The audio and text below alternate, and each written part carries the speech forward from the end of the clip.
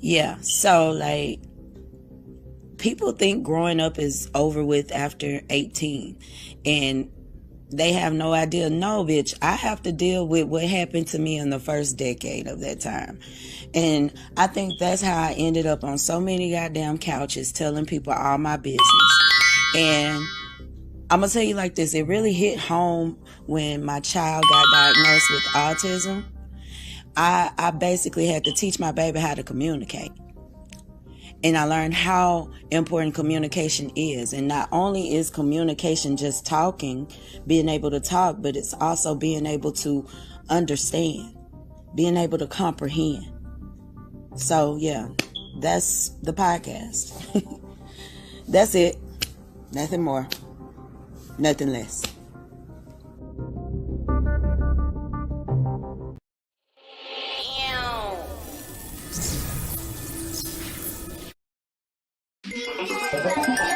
Hell yeah, KD.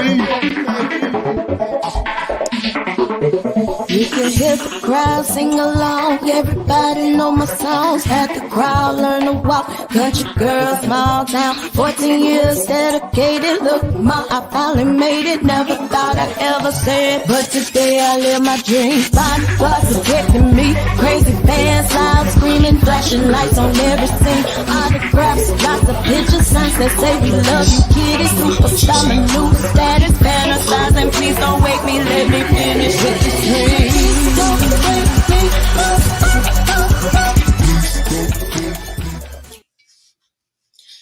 What's up, what's up, what's up? What you got off in your cup? It's your Auntie Kitty.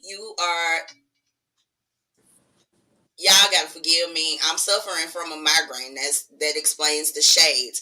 But it's another Tuesday. It's another 6 p.m. There she go. Y'all have to give me time to warm up. It's another Tuesday. It's another 6 p.m. And you are locked and loaded to Kitty Pink Radio for another epic show.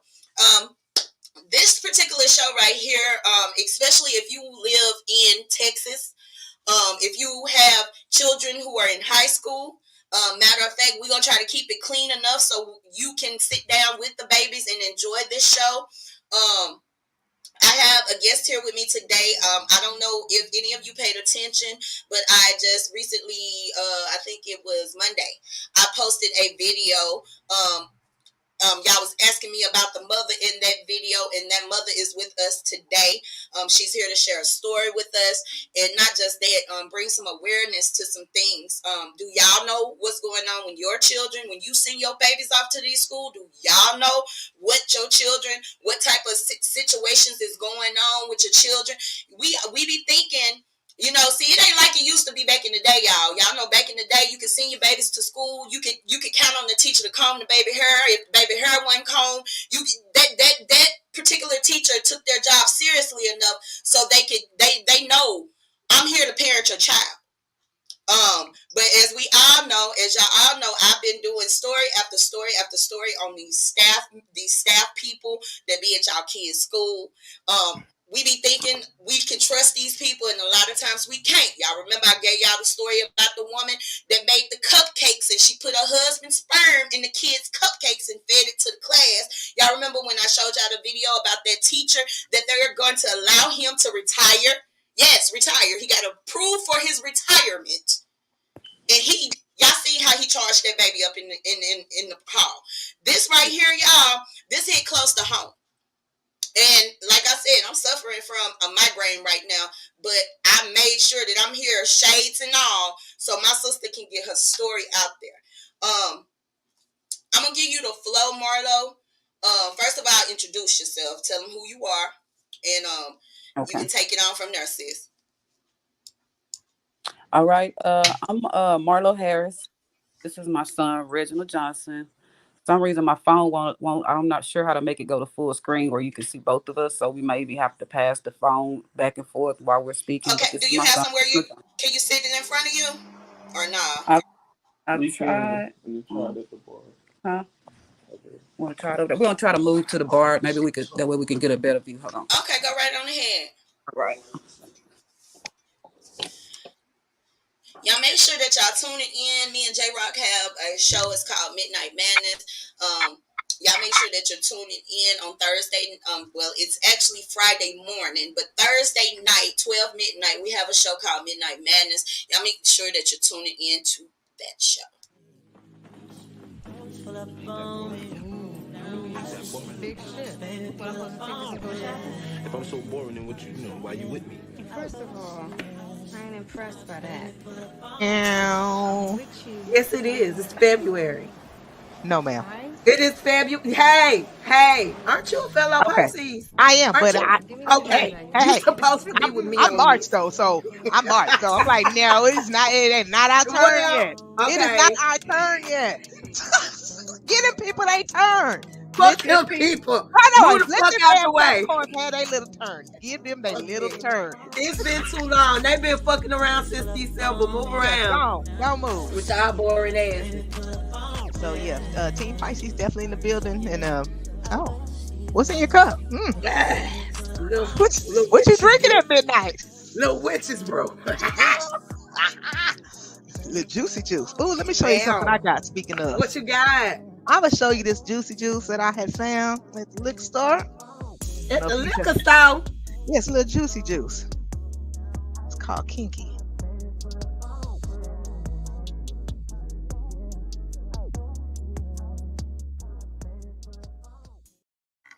Trying to give them a little time so they can set up. But y'all make sure to tune in to that show and check us out. We air every Thursday midnight. Also, make sure that you are checking out Coffee with Kitty every Friday at 9 a.m. Central Time. Also, if you're on the feed, please, I beg of you. My friends be like, how come you not famous yet? I be like, you didn't share my shit. How come you ain't shared it yet? That's what I don't understand. That's why I'm not famous. Okay. Y'all getting it together, mama. Y'all got it. There you go. Y'all make sure that y'all share. Once again, like I said, this is an exclusive. This is these are actual events that took place here just recently. This ain't nothing that happened a couple of years ago. This took place recently. But y'all ready? Unmute your mic for me.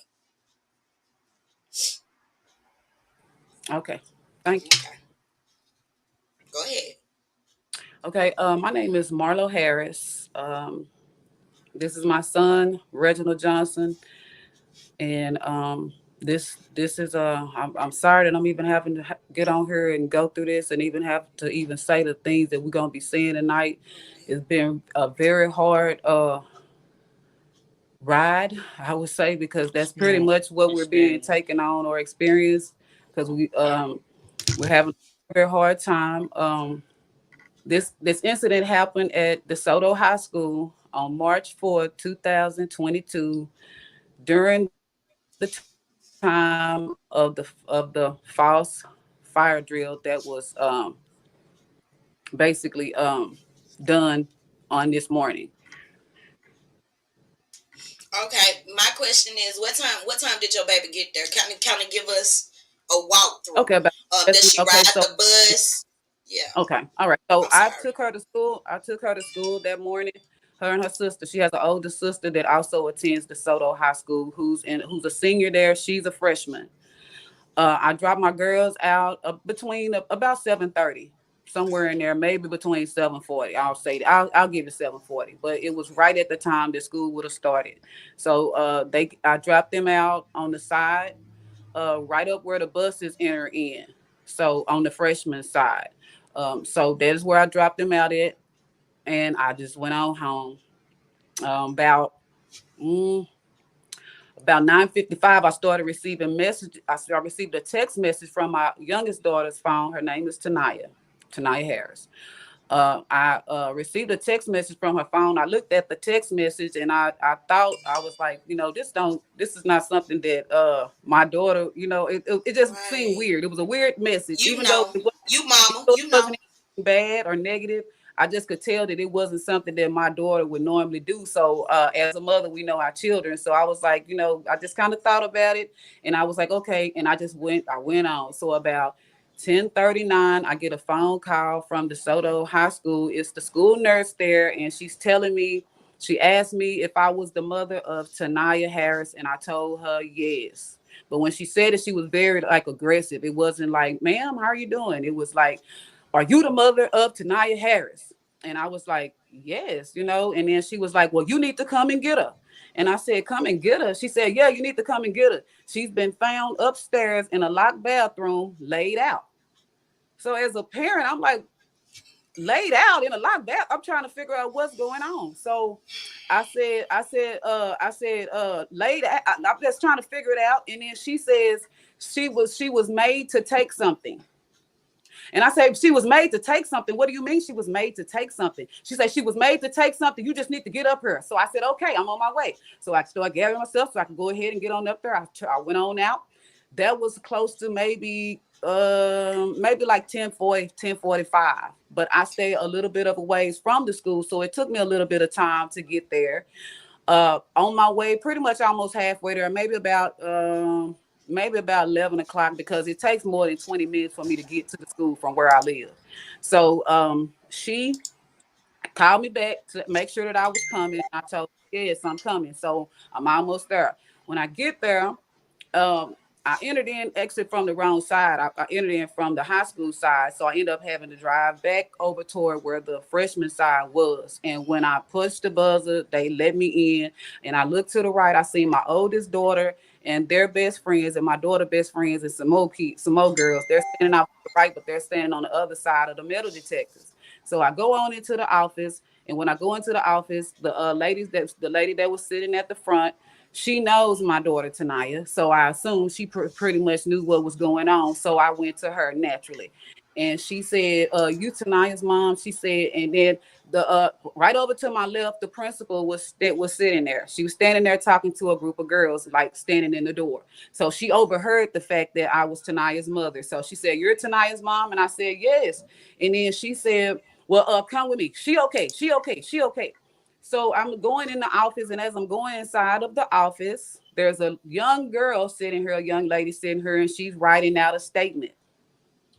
So I'm like confused, like what's going on? You know what I'm saying? Because nobody's really saying anything. So I'm like, okay. So I sit down in the office, and I'm like, okay. And she says, your daughter was set up to inhale something. And I said, what do you mean set up to inhale something? And she told me, she said, I'll talk to you pretty much about that later. We'll talk about it later once I get later. Get more. She pretty much brushed me on off and guided me on out of her office, on out to where the nurses office was, where my daughter was actually, sitting.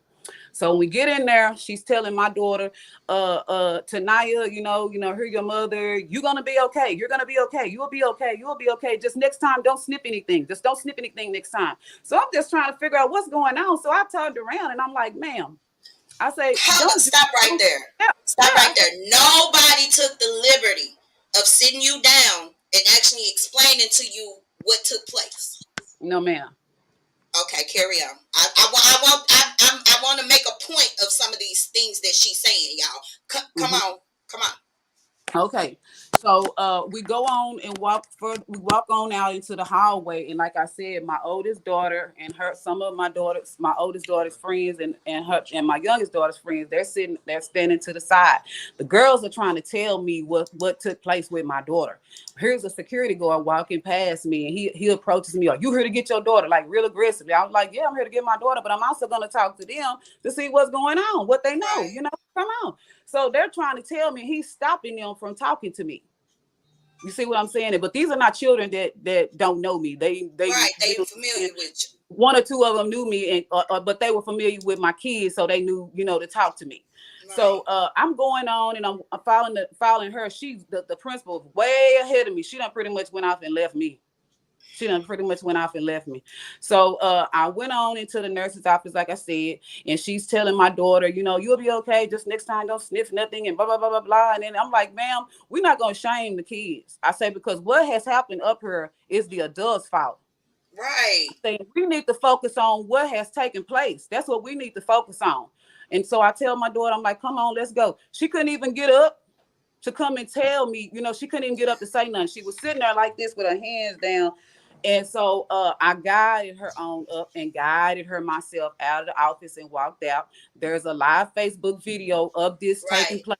That's on my page. Yes, it is on my page, Marlo Michelle. So you can see me going from this nurse's office with my daughter. You're able to see what's taking place here. This is when I went live. Right. So I'm guiding my daughter with me. We're going back into the office. But before we got there, I asked her to provide me with the superintendent's phone number. She told me that she didn't have the number. And I said, what do you mean you don't have the phone number? You should have a superintendent's phone number. You're a principal. She said, well, I don't have it over here. I said, well, go get it. She said, well, I'm going to have to escort you back out over here. I said, well, let's go where the phone number is. So that's when we went to go toward her office. So as I'm guiding my daughter to go back toward her office, we get there. And like I said, she done went off and left me again. And that's even on the video too.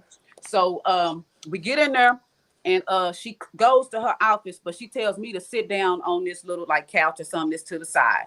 Right across from me again is the same girl who was in the office giving a statement. She was writing a statement. Okay, so that girl was giving a statement. I heard you talk to her, but I didn't hear what you said to her. Yes, ma'am. Okay. I really didn't say anything to her. She was speaking to me. Even in the office, she was speaking to me. She was like, Tanaya, are you all right? And then she was like, hi, ma'am. And she told me her name. Her name is Alexis. I can't remember her last name. But anyway, so and I said, okay, who are you? This is all on the video. You can see it. Right. I said, okay. She said, I've been knowing Tanaya since middle school. Okay. So supposedly she was there from what she seen. She was there when everything took place, supposedly.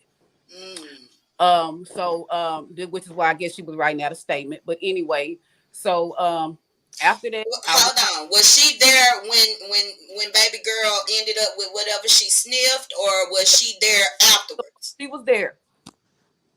Okay. She was there. Okay. Yes, ma'am. She was there. Okay. So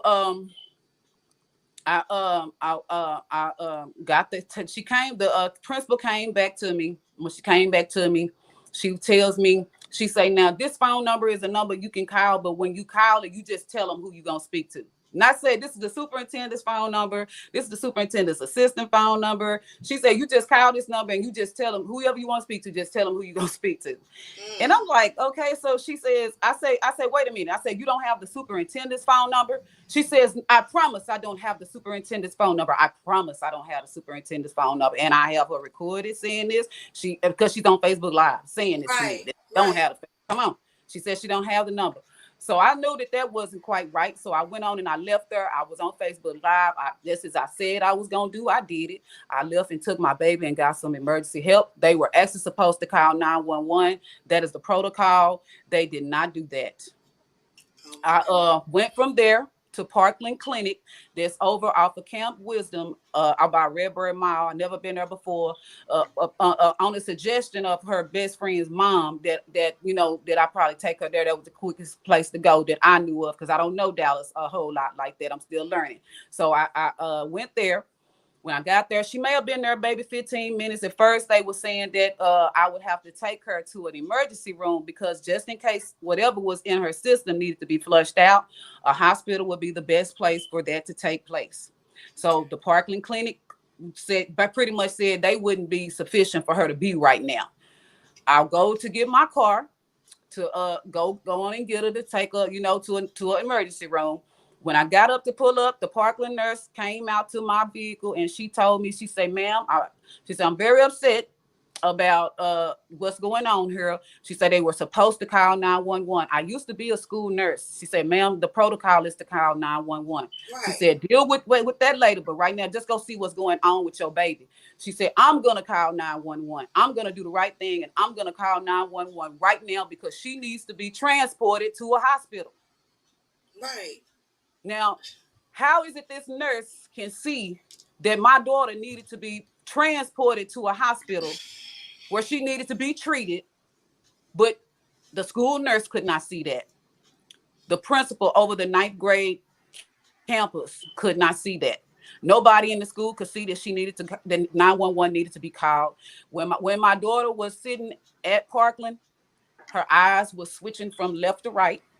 She had a blank stare where she was just pretty much zoned out, pretty much like somebody who's been on some real hard drugs, and it was, you could tell if you done seen a person on hard drugs, you know how it impacts their system, how they act. She was like that, and she was twitching. I'm talking about twitching, like out of control twitching. And you telling me y'all didn't see this? So the nurse knew that something needed to be done right away. So she was transported from there to medical health center where they evaluated her. Okay. And when she got there, they ran tests and everything on her. It's already been determined that what was in her system was not something that she took on her own. It was not something that, ma'am. I said, so it was forced. Yes, ma'am. Basically. It was forced. Or she was tricked. Yes, or she was tricked. Also, it also confirms that it was not taken through the mouth. So that would rule out any type of marijuana smoking, vape pen smoking, anything that would be done by mouth is ruled out, because they did state more than one time, all the nurses, all the doctors, that it was done like this. And that's the gesture that they did when they told it. And I know this is tough. But were you able to get her a rape kit to see if she had been violated? That's the ride that we're on. They're blocking us from getting that because they do not want us to get what they call, quote unquote, the scent test done, which we know is the rape kit test. They're blocking us from doing that so that we can get the rape kit. I have been suggesting it since we got to the hospital at medical health center that on Friday. That's how long. Who exactly is denying you? Because I want every detail out there. Who exactly is denying you? My son can go on into that. Go ahead, son. DeSoto Police Department, DeSoto ISD are denying all of our attempts to file a police report. We contacted 911 on Saturday evening after my sister was released from the emergency room to file a police report. The operator at the time said that they were unable to file a police report because the incident occurred on school grounds, and they said that we needed to speak with the SRO officer at DeSoto High School in order to file a police report. We went up to the school on Monday, March. Is somebody trying to call you? Hold on. Somebody trying to call you. I want them to get all of this. Somebody trying to call you? Yes, ma'am. Okay, because I lost y'all. Go just a little bit before that phone call. So they denied our request to file a police report Saturday evening. That's recorded on a 911 call. Yes, it is. We went up to the school Monday. That was Monday about 2:35. Yeah, because I was on the phone with you. Yeah. We went over to the 9th grade campus first, and they have a little buzzer to make sure that they're doing the checks at the door. Mm-hmm. We pressed the button several times, and it took them about 5 minutes to let us in. And the attendant at the time was trying to front as if she couldn't see us through the camera. She was unable to communicate. And I believe her name was, if I'm not mistaken, it was Ramona Davis. Yeah, we need her name. I believe it was Ramona Davis. Okay. Miss Davis. Okay. Yeah. And real quick, give us the name of this school again. DeSoto High School in DeSoto, Texas. Yes, this is in South Dallas. Okay, come on. So we went up to the school on Monday to try to file a police report and to speak with the SRO officer. The 9th grade attendant, the receptionist, dialed some number. I don't believe it was the SRO officer, but she dialed some number when I was unable to get in touch with us and instructed us to go to the main campus. So we drove. But what she said was she was going to call the SRO officer while we were standing there. She said she could have the officer to come over to the 9th grade campus to us because the officer's office is at the high school side. So it's a high school side for 10th, 11th, and 12th. And then the freshman side, which is the 9th grade side, has their own little community separate from everyone else. Okay. And once we go more into this, y'all are going to understand what's going on. Right. So, ma'am, told me she could call the SRO officer, Officer Hopkins, and get him to come over to the freshman side, or we could walk over to the high school side and talk to him there. So when she picked the phone up to pretend like she was calling him, I just told her, I said, you know what, I'm just gonna walk over there myself. And so me, my son, myself, my son, and her, my daughter's dad. We got in the car and drove around to the high school side. When we went to the high school side, my son can go on ahead and tell you what happened once we get over there. Okay, so we are walking up into the main entrance, and there was some staff member. Hold on 1 second, baby. Hold on 1 second. Victoria Morrison, you are absolutely right, and that's why I'm asking everybody on this feed right now, share this, especially if you live in Texas, and more especially if you have a child. Especially in the metroplex, but anybody who is sending their kids to public school and leaving their kids in the hands of adults for 8 to 10 hours a day. So y'all, I need y'all to share this video. We need answers, and we need them immediately. Y'all already see. It's okay, mama. It's okay, mama. We're gonna get you everything you need. We also need people who can help us as far as the laws go. If y'all have any insight on this particular situation, we need you. This is a PSA for the Black community right now. I'm sorry, baby. You all right? You all right? Okay. Pull it together. We got this. Come on. Yes, ma'am. So there was a representative, staff member at the school, either teacher, staff member, security guard. They were gossiping about the incident that took place on Friday and said something along the lines of, this parent came up to the school last Friday and made a complaint saying that they found their daughter in a locked bathroom and lied on us, said we didn't call 911, and we turned around and responded, no, y'all didn't call 911. That was the fact. You did not. There is no not. You would not. You can look it up. You can ask it up. There is no 911 call from DeSoto ISD. They can't even pull it up to defend themselves because they didn't call them. There is none. Okay. So does baby girl remember anything? No, ma'am. She remembers nothing. She's not able to remember anything. And according to the medical doctors that spoke with myself and my ex-husband, she's going to remember, but it's going to take a while. And when she does, she's going to need a lot of long-term therapy because it's going to be traumatic. Now, that's what I was told. Oh my God. Okay, son. Come on. Yes, ma'am. So we continue to walk up the steps, and we get to the front door. One of the security officers, which to my knowledge, they call him Jerry Curl up at the school. Older Black gentleman with a great patch, and he does have Jerry curls. He met us at the door, and Officer Johnston. Johnson. Another thing that you'll be aware as people start looking into this, when you go to the DeSoto High School staff directory, there are only names, and some faculty and staff have emails. There are no job titles. There are no pictures. So this is it could be completely anonymous, and there's no transparency as far as who's working at the school. Like normal school districts, and I've been to several different ones over my time of my education, majority of them have pictures of their staff, titles, email, phone numbers. They don't have any of that on their website. So keep that in mind. Interesting.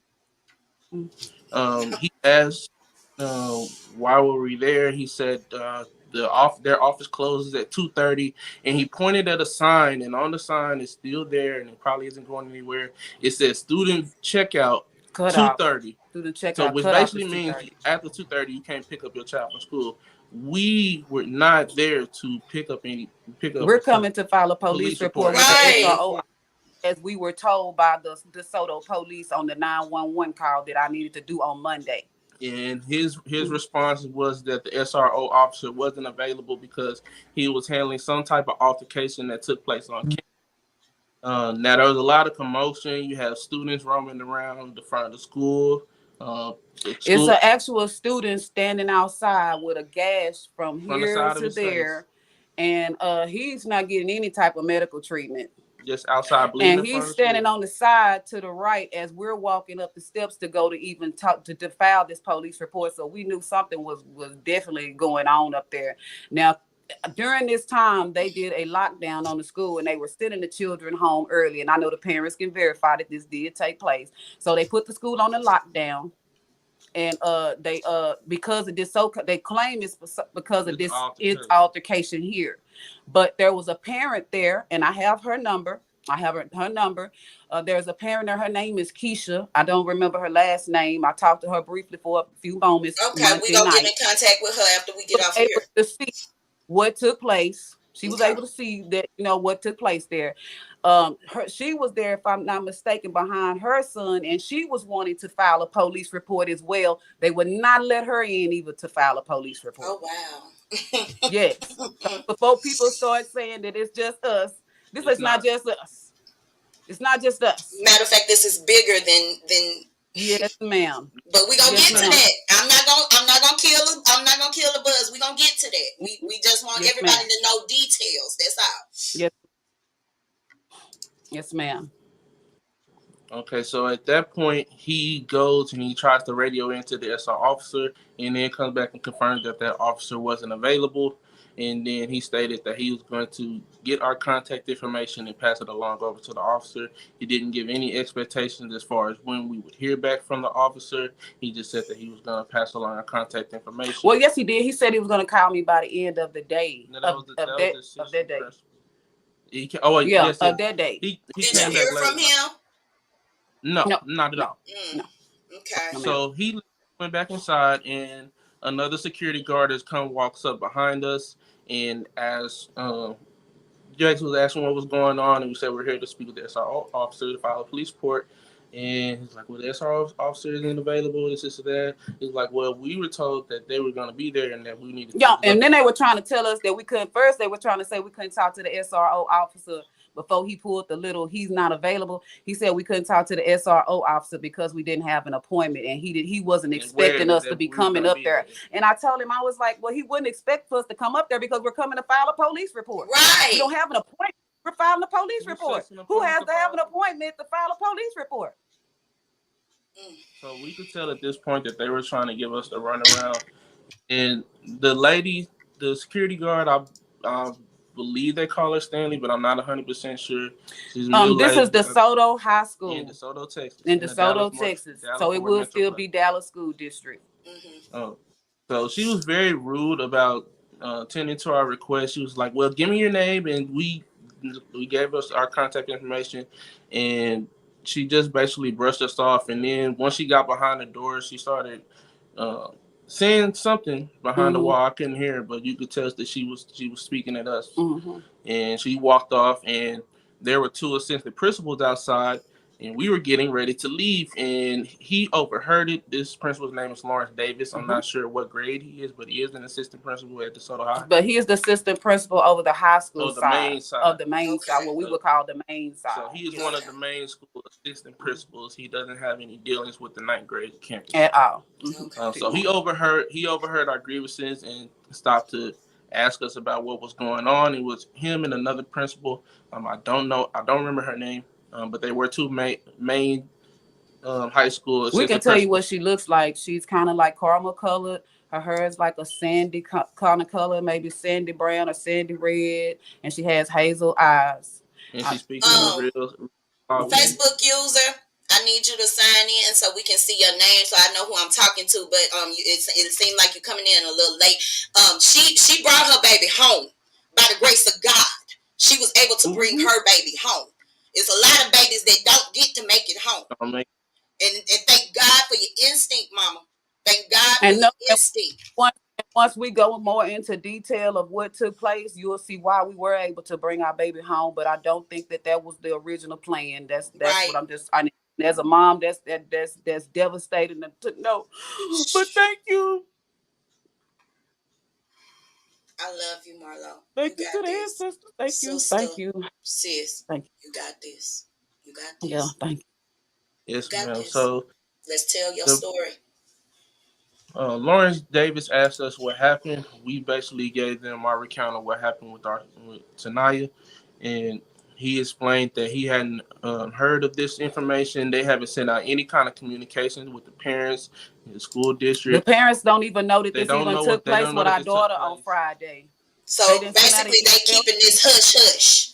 Yeah, ma'am. Yes, ma'am. Most They're definitely. trying Yes, to cover ma'am. it up, and Thank you know you. they're covering it up because Thank they you, sent out a Victoria. communication for the fire alarm to all the parents, but they didn't send it to what happened to tonight. Um, this Lauren Davis was asking what's going on. We were telling him the other principal basically what happened. They were kind of in shock because these the main building in the main high school, they don't have any idea what takes place on the ninth grade campus. It's very secluded. This is the big school, and the principals and the staff on the ninth grade side, they deal amongst themselves more so than the main campus. So they had no idea that any of this took place. And once we were explaining how the ninth grade principal didn't call 911, they said they told us that is the protocol. that was And what they were one supposed of to do. the female that we were speaking to at the The time, assistant principal. she stated out of her own mouth that she's had to do that she's called 911 for a student, and she's even rode in the ambulance with the student on the way to the hospital. Right. So this is their protocol. So basically, from the jump, they should have been calling you and telling you, "Hey, Marla, Miss Harris, we're headed to the emergency room with Tanaya. You need to meet us up there." That's what they should have been saying. When she first came up missing, they were supposed to contact us when she first came up missing, because she had been missing for a little bit of time. And once we go into there, you'll understand that too. Okay, come on.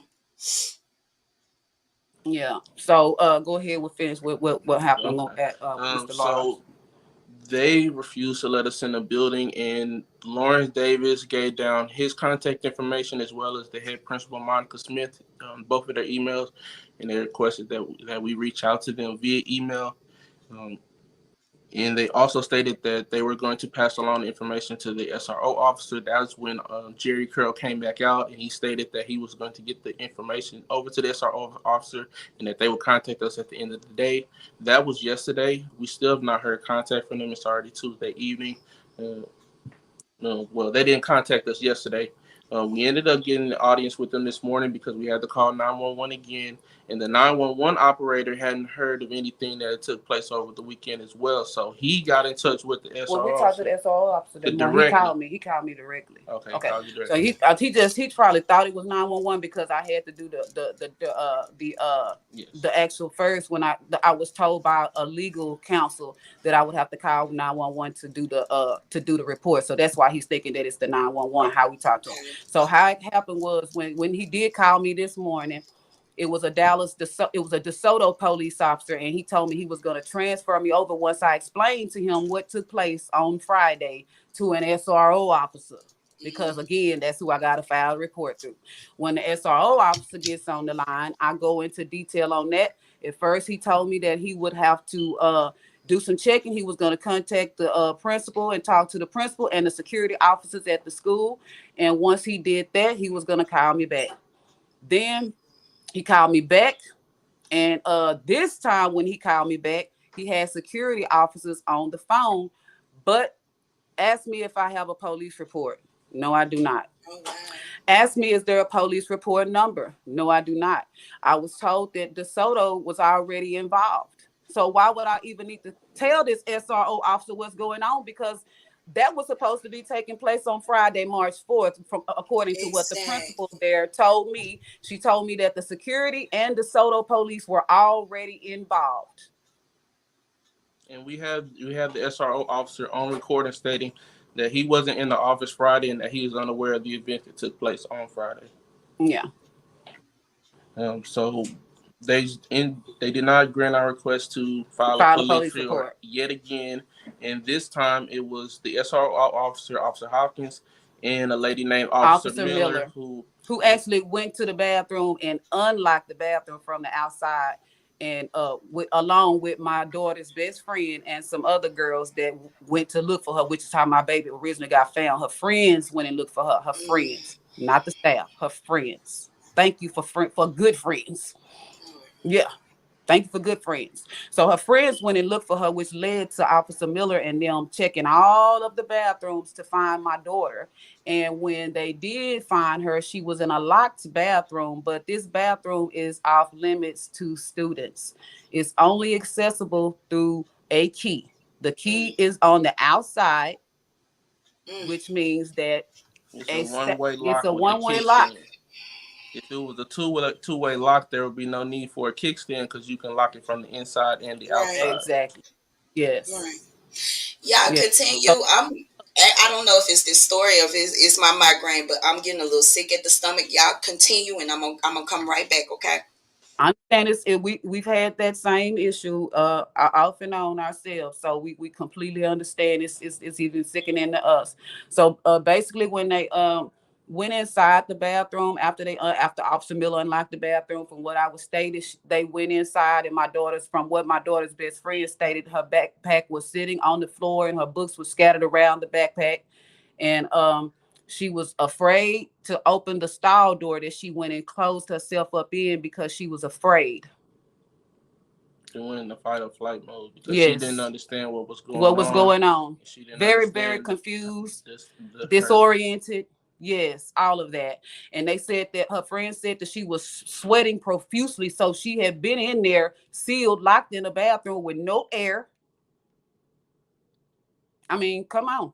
And so they her friend Autumn said she tried to tell her, that why you in there, come on out, it's me. She would not open the door. She would not open that stall door. She was so afraid. Autumn had to crawl under the stall to show her face, to let her see her face, to let her know who she was. And then they were able to get her out of the stall. She wouldn't even get on the phone when the officer tried to talk to her by phone to find out, where she was and all of that. She wouldn't talk to the officer. She only felt comfortable talking to her friends. Okay. So it's obvious something traumatic happened to that baby. Yes, ma'am. When the friends found her, did they give any details of anything? You know what I'm saying? Like, well, her makeup, we know that her makeup had been removed. She had eyelashes on that morning when I dropped her out, and her eyelashes had been removed. She had a lot of crust around her eyes as well. If you go look back and look at the Facebook Live video, I show a little bit of her face. I didn't put her just out there, but I showed a little bit of her face so that, and you're able to see clearly that her makeup was off. And that's not my daughter. My daughter, when she don't wear a lot of makeup. Let's get that understood too. It's only wear the eyelashes, but they have to be the small ones. She can't wear the big long ones. She don't care look too grown. She's a teenage girl, right? Yes, ma'am. Yes, so, ma'am. Yeah, it's not like an 8-year-old baby. We just you're right. You're correct, Gary. Yeah, you good, mama. And regardless of what your baby got on, this type of shit not supposed to happen. And y'all excuse my French. I told y'all I was trying to keep it clean, but this is personal to me. This is a personal friend of mine. First of all, so like this is personal, but I'm gonna try to keep it clean from here on out. So where were we? I'm sorry, y'all. I had to nip out. Was found in the and also I want this to be known that no during this time that she was missing, nobody went looking for her. Nobody. No staff members, her teacher, no one. Now, just to let it be known, during this morning there was also a false fire alarm that took place at 8:56 that they're saying, but we don't think that it even took place at 8:56. It's a lot with that too. It's supposed to have took place at 8:56 a.m. According to the email that they sent out to all of the parents, it stated that the entire building was evacuated. So how's the entire building evacuated, but my daughter is in the bathroom? Exactly, because it's been a long time since I've been in school, but I remember when fire drills come up, them teachers got they paper, and they going down and then asking, "Hey, is you here with us?" Yes, that is what was supposed to take place, but it didn't happen because the teacher didn't release the students from JROTC, which is the class she was in originally. She was in the JROTC side of the school. So let me go. Let's bring that up so that they can understand that. Reggie, go on. This JROTC classroom is separate from the 9th grade campus.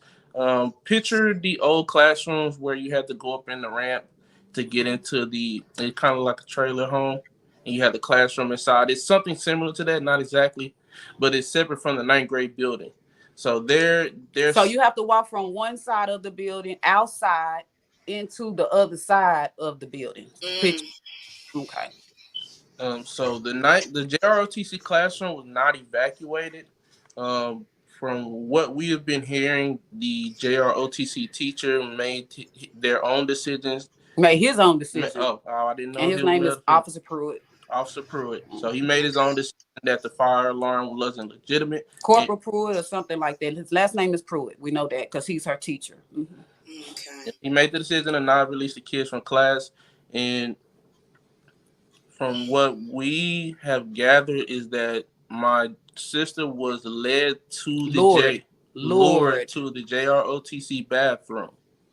During this fire alarm that happened at 8:56, it just so happens that my sister was lured into the JROTC bathroom conveniently around this time. Right at the same time, and that's where the incident took place. Where whatever they're keeping from us, that's where it took place. And we've kind of gathered that it took place, and we don't believe that the fire alarm was pulled at 8:56 because not my older sister, my other sister who's a senior contacted Tanaya around just after 9 o'clock because they were on the main campus, and the main campus is being evacuated for the fire alarm. So she spoke with Tanaya, and Tanaya said she was okay. She was okay. So my sister was operating under the assumption that they were on their way out and that everything was okay. From the time my sister hung up with her, which was about 9:03ish, up until about 10:13, according to the messages that came through her phone, which somebody was texting from her phone. Also, we know that we're very aware. Somebody was texting her phone. They text me and her dad, and they also text her best friend. And we all knew that wasn't Tanaya texting us. We just knew that that's not her personality. She has the things that they were saying is not something that Tanaya would even say. So we knew that we just knew that it wasn't in her nature. Yeah. Which is another thing that sparked her best friend to go and look for her. Yeah, thank God. When kids are friends at school and you have a clique or a group of friends that usually meet up in passing periods at a certain place based on their schedule. That's just all. And Tanaya wasn't there when they normally met up, so they knew automatically something wasn't right. Yeah. So from that time, about 9:03 to about 10:13 to 10:15, my sister was unaccounted for. And I'm going to go ahead and start off as far as list of violations where they were supposed to call 911 and they didn't because there are several. This fire alarm should have had that JRTC classroom evacuated. Right. When the evacuation took place, Pruitt should have done a head count. And when my sister wasn't accounted for, he was supposed to notify either the head principal or the 9th grade principal. And those principals were supposed to contact my mother. And they didn't do that. And there's no way they can even defend themselves because they can't. For their camera footage, they're going to see the JRTC kids still in the building while the rest is being evacuated. Everything that they're doing is backwards, and it's because they've been used to doing whatever they want without having any real consequences. Right.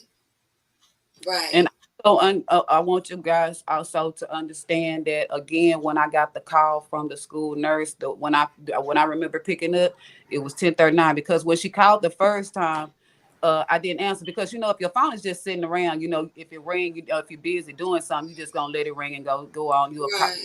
Yeah, so that's what was going on. So when the second time the phone rung, which was right after that, I answered. So that was about 10:39. So keep in mind, again, from about 9:03 up until 10:39, no one contacted me at all to even tell me that my baby was missing. Okay, I think we're getting down to the nastier part of this story. It gets worse. Deep and dark. Yeah, go ahead. Everything is true, and I wish it wasn't. I wish it wasn't. So we have all types of audio, video record. We have sources. We have our ammunition. I'll put it like that. Yeah. We don't want to do anything that could affect. We got our ammunition. Right. Okay. I'll read this while you're trying to continue. I know this is hard. I'm gonna give y'all as much time as y'all possibly can. This is an exclusive. Y'all take y'all time. If we go over the hour, we just go over the damn hour. Victoria said, do they have outside administration that can list who worked that Friday or has access to the bathroom? They're not even letting us in the building. They don't want to show us any camera footage. Nothing. They don't want to show us any record of staff members because they have to have a list of who has key access. And they have to know who was assigned to certain areas during a certain time of the day. They don't want to release any of the information in there because it would incriminate somebody amongst them. Very disturbing, Miss Victoria. And yes, it is a calculated and coordinated thing. And once we keep going more into it, you're going to understand. Mm-hmm. So when my mother arrived, they told her originally that it was Tanaya was in the bathroom with a group of girls and some 11th grade boy whose name I won't mention for the because we don't even think we're not even sure that it's even what that is. So we won't mention his name. So that's what we were originally told.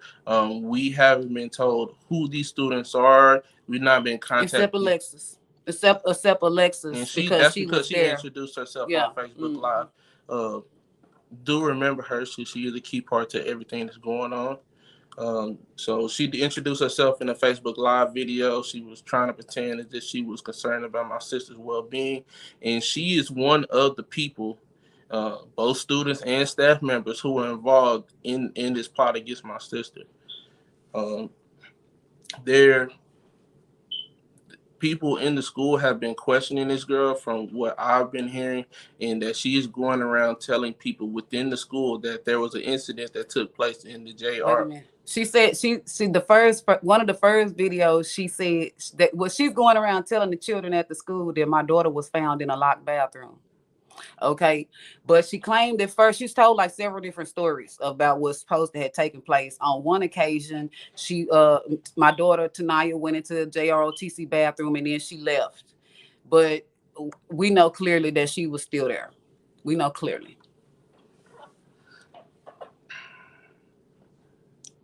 So she's going around telling people that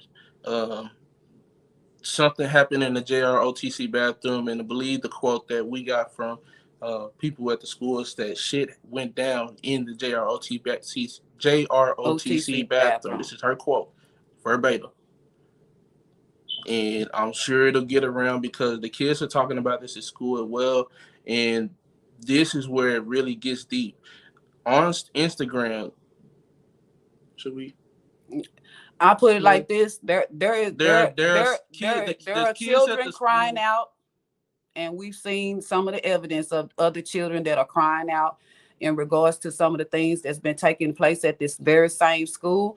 And some of these things are like, some of these quotes from these children are like a month or two old and probably on further back.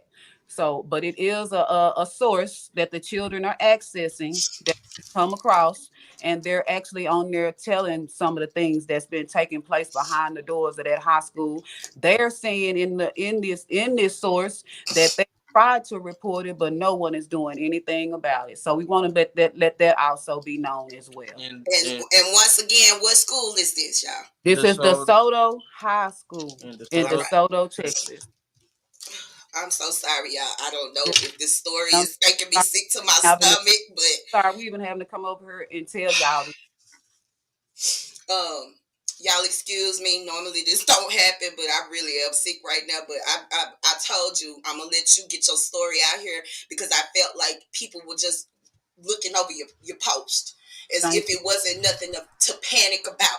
And this is what because what people don't understand when a child goes through something as far as like this is concerned, most parents just brush it off. Right. Most parents they hear that their child got in trouble at school, the first thing they'll do is they'll punish that child, or they'll child or whatever, and then they'll go home and get on the child, and then when the child tries to tell them what's taking place, they won't believe them, or they'll just brush off the child being bad or disobedient or whatever, or they just don't know what they're talking about, or they might just be afraid of what the child is telling them and might not know how to handle it. You know, people we do that, and it just is. So at the end of the day, they assumed that we were the same type of parents. Right. We talk about it all the time over here. Y'all know I'm always telling my black women, well, forget. We're not even gonna put no color on it. I'm always telling my women, y'all be careful out here when you Exactly. shopping at nighttime. Exactly. We did a whole show about how y'all need to be cautious about walking to your car, even if it's just Walmart. A lot of times the parking lot cameras don't be working or nothing like that. And I definitely, the reason I express that so much on Kitty Pink Radio is because we're based in Texas, which is a large part of this human trafficking ring. Mm-hmm. And a lot of people don't even know that. I found that out by my own research. Mm-hmm. San Antonio, that's a large spot. That's right up the street. So what make y'all think? See, a lot of times we don't be concerned until it happened to us, y'all. And we got to stop acting like that. And that's why I said, y'all share this video with everybody. We need the community in action right now. Right. Anybody that's in criminal justice, whatever, tell them what you need, Mom. Tell them what you need, because I forgot. We need some legal counsel that has dealings with school districts and possibly anybody else who could possibly be involved. And I do mean anybody else that could School possibly districts, be police involved. Well, departments, whoever is involved, whatever is involved, whoever and whatever is involved. And we need to get this dealt with, period. It needs to be dealt with. It doesn't need to be overlooked anymore. It doesn't need to be swept up on the rug if that's what they've been trying to do, covered up or anything like that. The boil should be coming to a head, and it's time to eliminate all of this because this is tragic. It And I really could is only, tragic. I don't even want to imagine. And it's not just about my daughter. It's about the other girls or even Exactly. the boys who may have experienced this same thing. Couldn't tell their parents, or they don't have the courage to talk, or they too confused about what happened because they don't remember what took place because of what was given to them by force. Oh my God. Yeah. That we have to rally together. Everybody that got a child in the school system, we need to rally together, and we need to push the curriculum and the protocol of when they're hiring this staff. Because this sounds like an inside job on the cool. I could agree. What we need is if there are any students, girls or boys, whatever age you are, if you have attended DeSoto High School and you have had any type of problems like what we are speaking of on here, or any issues like this, where something like this may have happened to you, do not be afraid. Do not be afraid. You ain't got to come to the camera or nothing like that. Everything is anonymous. Because we definitely want to protect y'all identity and all that.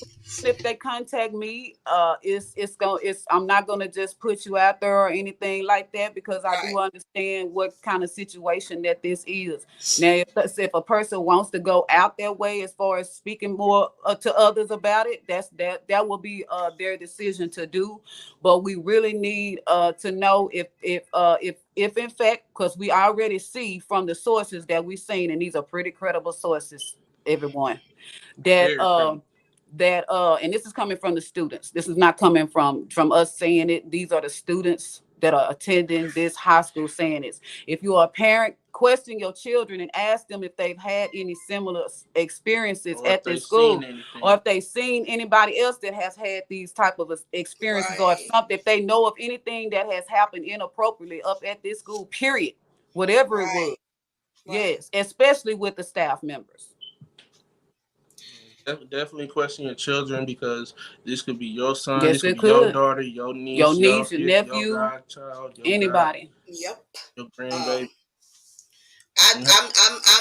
This was so crazy to me. Like, I talk about this all the time. This is something that is near and dear to my heart. And thank God it didn't happen. But y'all, this sounds like a situation leading up to those stories that I give y'all, to where we still looking for the baby. Exactly. Y'all don't. I just gave y'all a story not too long ago about this 13-year-old girl She just vanished into thin air. Nobody knows what happened to her. If y'all see something wrong, say something. Listen, I understand being a child. Trust me, I have some secrets that I dealt with up until I got grown, and I promise you, it don't get no better from here. Let it go immediately. Tell somebody. If y'all see some things going on in this school, prime example. I went to school at Stamps High School. Mr. Ryan, redhead man. I know if you from Stamps, Arkansas, you know exactly who I'm talking about. If you from Texarkana, you know exactly who I'm talking about. This man used to pick at me all the time. All the time. And everybody just thought I was dramatic. Everybody just thought that I was just, oh, you just a bad kid anyway. You know what I'm saying? This man left our school and went to another school and ended up hurting another girl. And that's what they do, and that's how these school districts cover it up. Rather than filing police reports, they block it. They victim shame. When they perform these acts on these children, they use psychological warfare, Right. playing it in their head while they're not in the right state of mind, saying it's gonna be their fault. Yeah, their parents are gonna be upset and disappointed. disappointed in them, which is that's what they tried to push to tell me when I first got in office. Oh, she was just saying how disappointed you gonna be with her and how upset she gonna be with her. And why would I be upset with her? Somebody forced something on her. You just told me she was set up to inhale something. Why would I be mad at her? Are you crazy? This is what I told her. Are you crazy? Why would I be mad at her? And this is what the officer Miller tried to tell me today when she contacted me. When I found her, all she was saying was how you gonna be upset with her and upset with. That's because that's whoever when she was didn't even say that. Thank you. And all that of my probably didn't even say that. That sounds like a cover up. Yes. And like I said, y'all, we need to push this issue because not only did the school try to, sweep this under the rug, but y'all went to the police. The police tried to sweep this under the rug. Yeah, 911 calls are recorded. I want to bring that up because a large amount of the time, the school and the police officers be in cahoots with this whole situation, this whole human trafficking shit. I'm sorry. I don't want to put no more pressure on you than but I definitely feel like what this was. That's exactly what they're doing. When we took Tanaya to the hospital Friday night, the doctors verbally told us that whatever she was given was laced with marijuana. This is what they were saying. Mm-hmm. However, on her medical report, there's no mention of anything THC related, not weed, marijuana, cannabis, any no type kind of name that would be any lingo that's associated with weed. Marijuana. It's not on there. And we took her back up there Sunday evening. They confirmed that there was no THC left in her system, and they did a urine test and a blood test. Wow. Yeah. So that proves that was smoking. Exactly, yes, ma'am. And they're going around, and they're going around trying to convince us that she just went in the JROTC bathroom. And she took some drugs. And no, she smoked in. A wax pen. A wax pen. Even more, if she was doing, why did y'all not? Why the police not called? Come on. Why is she not being charged? In the school. Let me tell you something. We can't see the wax cartridge. No police report filed. I've been smoking weed for a long time. Yeah. I ain't never had none that did me like that. And I'm not saying that it can't, because they lacing it with fentanyl and shit. But that wasn't just no weed. No, it wasn't any weed and at all. It wasn't any weed at all, and it wasn't even in a vape pen, because once again, what did I say at the beginning of the show? The doctor said it was done like that. And what have I told ladies, my regulars over here, what have I told y'all? They either stick you with a syringe or they take a cloth and place it over your nose and then knock you out. That's how they can get you inside them bands. That's what they did. That's exactly what they did. What you just described, it's been confirmed medically confirmed, medically told to me by a licensed doctor that is what happened. And actually, if you just want to know the truth about it, it can't be a vape pen, because again, it was done like this. Right. And he already told me that it was through a nose. Yeah, it was inhaled through her nose, and he told me that he gave me different names for what it could have possibly been. Hold on. Before you, please, if there are any parents out there who may not be as aware of any type of drugs or potential illicit activity that that kids may be able to get involved in, because I'm telling you, as a child, I've seen pills and all type of things going around. This is things people were doing when I was in middle school. Right. I remember being 11, 12 years old where kids my age and older were popping pills, sipping lean, doing all kind of things that their parents probably wouldn't have known about. So these understand when you're dealing with like prescriptions and narcotics, they're all in a similar neighborhood. Right. So what they told us is that whatever was given to her was something in the neighborhood of either, and this is words that they said, a roofie, a Molly, which is would be another name which is a type of ecstasy. Ecstasy. But what he said, but whatever it was done like this. Which means it could have been in a liquid form. They could have crushed up the pill and put it up against a cloth or a napkin. This is crazy. Yes. This is crazy. Y'all have conversations with your kids, not even to see if they've been doing anything bad, just what have they been observing. Just what's going on. Yes. Because we don't know what's going on when we send our babies off. Don't. And this was living proof of that. And right. Exactly, because you was just going around your day like a regular day, and they calling you, telling you your baby been laid out for hours.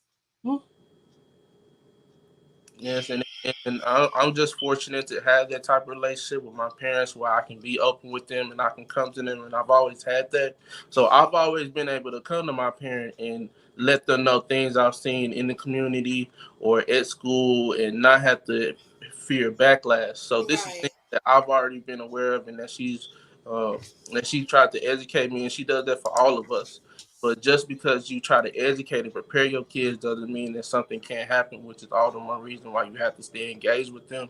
And just anybody who's important in your life has to be engaged with them, seeing how they're doing, and letting them know that that you can be that space for them, even if they say something that may hurt your feelings and make you mad, that you can have that open dialogue, because so many kids and even adults, they don't come out and they don't speak about the things that happen to them because they don't feel like their voice will be heard. Exactly. And they feel like they'll be victim shamed the same way like that 9th grade principal tried to do with my sister, which he told her all she has to do is stop sniffing. It don't make no sense. You got all these. I'm sorry. It's okay, baby. He is emotional. Y'all do y'all. Y'all do y'all. I'm doing this for y'all. I do this because I love y'all. This is personal to me. This is personal as hell to me because I love y'all. Before the pandemic, it was guns. Kids bringing guns up here, shooting each other, and that's just what they doing. They preparing our kids for a prison lifestyle, and that's why this main campus don't know what's going on the 9th grade side, because they keeping everything on the hush. Why you think when these people get to prison, they already know how to transport drugs. They can transport all type of things because they seeing in the school. So I can sell this eighth, but I can't let nobody see me. I can sell this pill to somebody. It don't matter if it's a fentanyl. It don't matter if they OD, as long as I get my money. And you just putting our kids in an environment where it taints them and it puts them on bad habits, and that's why a lot of kids don't make it right out of high school. They struggle because they're not being prepared for life. They're not being prepared to protect themselves and be able to see catch patterns, because these people who target these kids, they have behaviors. They know what to look for. They profile the type of parent you are, family, your social background, all of that, and we have to do better about getting that out there so that we can get. We most definitely need to push the whole protocol of how they're hiring these teachers and these staff members. Exactly, and we can go there. We can go there on that. If you Google the sex offenders around that school, I do believe, if I'm not mistaken, it's like 25 sex offenders that lives around DeSoto Hospital. Now how in the world can the sex offenders? I just told them that the other day. I don't know who I was talking to on my show. We just discussed that. I was saying how I have a little app on my phone that tells me where all the sex offenders at. And guess where a majority of them at? near the Right, school. literally right across the street from the school And where it's my baby go to school at. and that's how they advertise to these pedophiles and these predators, because they're already put out there knowing that they're sex offenders. So somebody who may be engaging in these type of activities, they already know where these people at because it's public domain. It's just that they can communicate and get in contact with them in ways that the general public doesn't know about, which is why you see all these kids on these missing reports at the oh, so and so walked off the campus, or we didn't see them since such and such, and we have And no I idea do what's believe going that on. was gonna be the lie. The original lie was gonna be Right. that probably walked off campus. Right, because But y'all need to ask for the attendance Yeah. records. What were the Yeah. attendance records that morning? Because I'm gonna tell y'all, I just got King Teacher in trouble for this because somebody told me that she was marking my baby there and he wasn't there. They'll do that They'll do that. because there's different ways to count attendance. When I was in high school, they would have a little notebook and they have like it looked like a Microsoft Excel, but in a book form, and they have everybody's names. You can take roll by writing, or you can do it online. So it's nothing for them to submit a lie. And if they were going to submit a lie, they probably just write it down on a piece of paper saying that they were there rather than submitting it electronically. This So I is mean, this crazy. type of processes that we need to review as far as the public school system and try to create long-term change, because we can't have these type of predators going around tainting our kids, tainting our loved ones, bringing more evil into the world. We can't just let it go. Yes, and on and let also we want to let it be known that they're on this particular source of our site or whatever you want to call it. The children are stating that the staff members are tampering with the girls. Yes. And reporting it. I wanted to talk about that. Yeah. Yeah. And it's sad because, like your baby was just saying, it's sad that obviously they don't feel like they can talk to their parents if they have to go to this particular source for them to vent and cry. That's crazy. That's crazy, and that means that we're not doing enough out here, y'all. These babies should be able to tell somebody. And I know it's some deadbeat mamas and some deadbeat daddies, but it's some of us out here in the community that substitute for that. Yes. And for them to not feel like they have anybody to trust other than their peers, that makes me sick to my stomach, honestly. And Brenda Venor, always, baby, I love y'all, and we gonna stay on top of this story as a matter of fact. So you make sure you stay tuned in, because I want to talk to the other young lady's mama. To be quite honest with you, it's something going on. Like what your grandma used to say: some ain't clean in the buttermilk. Some ain't right. Yes, it's definitely something very dark it's going widespread. on. It's widespread. There are several people within the DeSoto ISD brass staff, whatever you want to call it. They are all in cahoots. Yeah. We were supposed to speak with the superintendent by this. They told by us Friday Tuesday that we were going to speak to them Tuesday. Still have not gotten any contact with them. We don't have their phone number. And just to put it out there, I have not contacted them because I want to let this be known as well. Since Friday, I have been tending to my daughter. When she had 911 called for her, the nurse at Parkland Clinic where I took her to, keep that in mind, was the one who called 911 and had her transported to the hospital. I had to have 911 to come back out here on was Sunday. It was Sunday evening. I had to have 911 come back and take her back. And this is, like I said, when the rest of the other tests and things like that was done. So what they basically saying is what she's experiencing is a result of her trauma. And that it's gonna take a lot to help her out. She's gonna, and she can't go back to school. So come on. So how I is she? would send my baby back up there. I'm just saying, if I agree, Miss, I'm not gonna send her back there. But if I was to go send her back to a school, she can't go back anyway because she's traumatized. Exactly. She's not gonna be able to focus on her studies, or nothing, girl. Since Friday, let's let this also be known. Since Friday, I will let you know some of the symptoms she's having. She has the shakes, the same kind of shakes that she had. She's having those off and on since Friday. She's having nosebleeds. She's having issues controlling her bodily movements. Her bodily movements. She can't control her bodily movements. She was sitting in a chair and she was just constantly moving doing her hands. doing this, and you could tell that doing she was this, trying to get her movement doing under this. control, but she Yes, was not but she able to can't. do She so. don't have control over her nervous system anymore. She's very And sensitive to very all sensitive sound to and all light. sounds and light. You You can't can even use hold it. a normal conversation with her because she's very, very jumpy, and she feels like you're talking too loud, or the natural or light inside is way too bright. So she's very, very, very sensitive and She has, paranoid, I guess you would say, right now, as far as what's going on. and she's also dealing with very bad headache, um, issues with sleep, Yeah, just she wants natural to restless. remember. She wants to remember, but she can't. And that within itself is frustrating. Yes, she really That wants to within itself. Oh my because God. last memory was her walking into the JROTC bathroom. So she's just She really, don't remember who she was with or none of that. she doesn't remember anything. Love on my baby and tell my baby Thank Auntie I Kitty love her. And thank Auntie Kitty is gonna fight, and Auntie Kitty is gonna raise hell until we get some fucking answers. Straight thank you. up. Thank you. And also, by the way, again, if my daughter was just if because we know that she didn't do this. We know that she didn't do a vape pen. Nah, she didn't do that. But let's just take what they're trying to push for a moment. If there would have been a vape pen, there should have been some charges filed. Exactly. Why was 911? The kids should have been penalized. Where did this vape pen come Why from? was 911 not called? And it should have been a clean sweep of the building, because if there was a wax cartridge of what they're trying to say at a vape pen, but they don't want to say that they're accusing them of smoking wax, it would have had to been clean sweep because there's a federally controlled substance Exactly. in grounds. Let it be known, y'all. We not fooling with no ignorant black people. We educated over here, baby, and we know our rights. Yes, ma'am. And also, let's let this also be known what they're saying. They're trying to say that my daughter. At first, they didn't say this, but this is the story they came up with today.